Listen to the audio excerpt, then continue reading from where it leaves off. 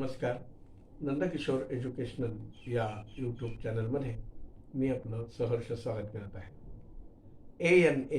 ANALYSIS analysis भाग 2 यामध्ये मी आपलं सहर्ष स्वागत करत आहे.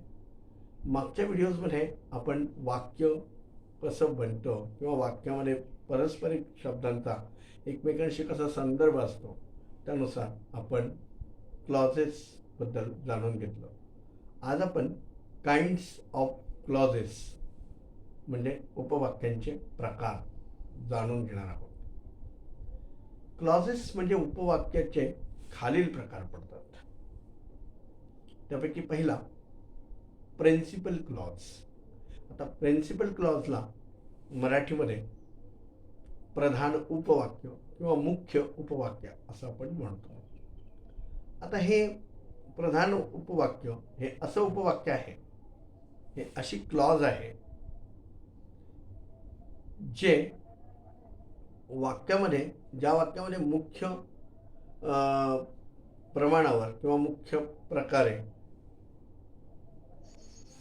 ते वापर झालेला असतो आणि त्या प्रिन्सिपल क्लॉजमधून पूर्ण अर्थ व्यक्त होतो. आणि प्रिन्सिपल क्लॉज जे आहे ते इतर वाक्यावरती अर्थपूर्तीसाठी दुसऱ्या वाक्यांवरती डिपेंड नसतं.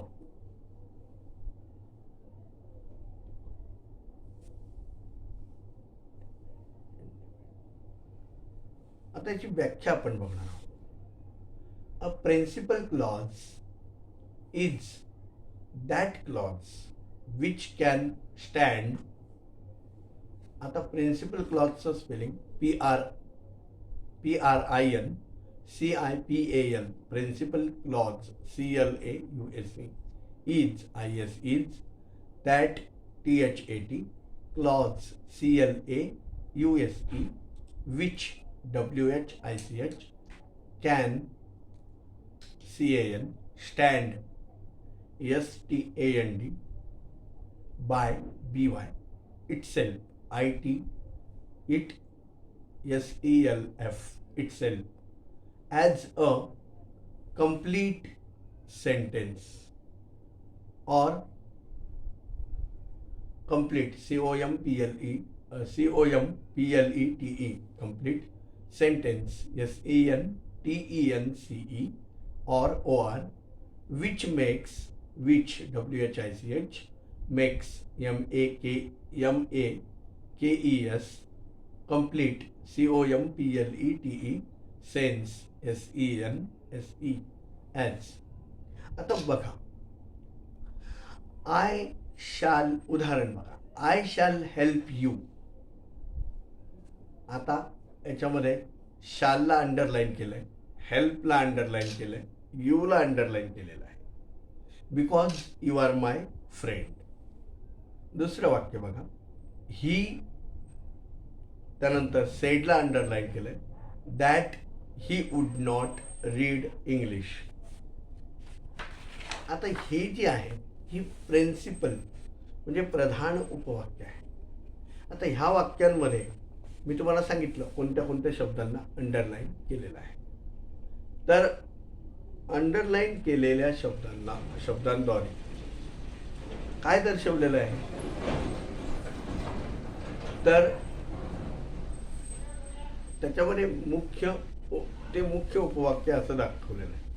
आता ओळखायचं कसं, तर पहिलं उदाहरण आपण घेतलं आणि पहिल्या उदाहरणाचा आपण मराठी अनुवाद केला.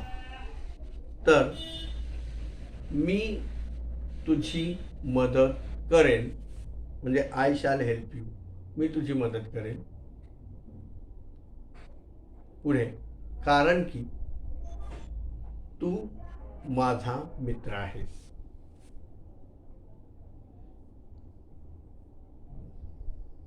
आता ह्या वाक्याचे दोन भाग आहेत. कोणते?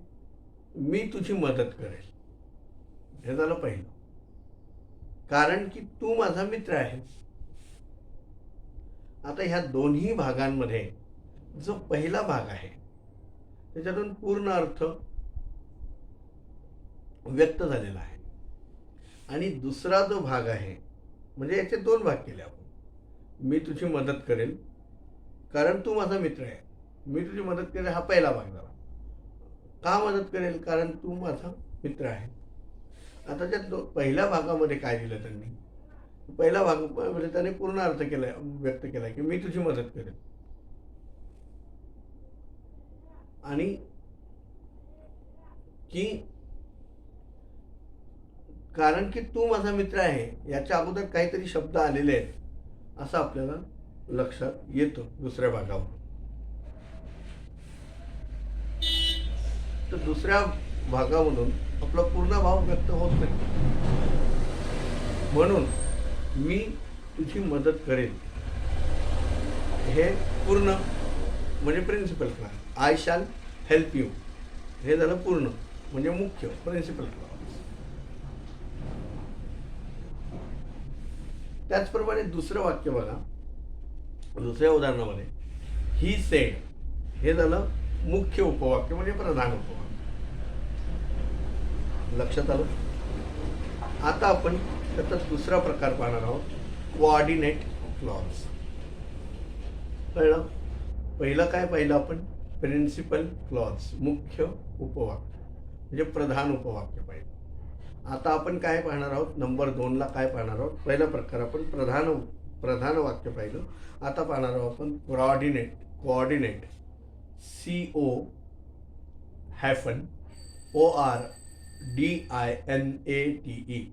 Coordinate clause CLAUSE coordinate clause. समान दर्जाची उपवाक्य. आता हे अशी उपवाक्य असतात की जे त्याचा पूर्ण भाव प्रकट करण्याकरिता कोऑर्डिनेटिंग कंजंक्शन्स म्हणजे समान दर्जाचे जे कंजंक्शन असतात, उभयानवी अव्ययीय असतात, यांनी ती सुरू होतात. तर उदाहरण बघायचं झालं तर बघा, याची डेफिनेशन आपण एकदा बघून घेऊया. A coordinate clause, A capital, coordinate, COORDINATE, coordinate clause, CLAUSE, is that clause, is that THAT, clause, CLAUSE, which is WHICH, is introduced, INTRODUCED, introduced by a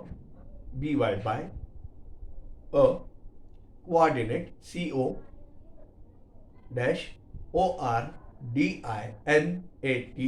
COORDINATING, coordinating conjunction, CONJUNCTION and AND is independent म्हणजे स्वतंत्र,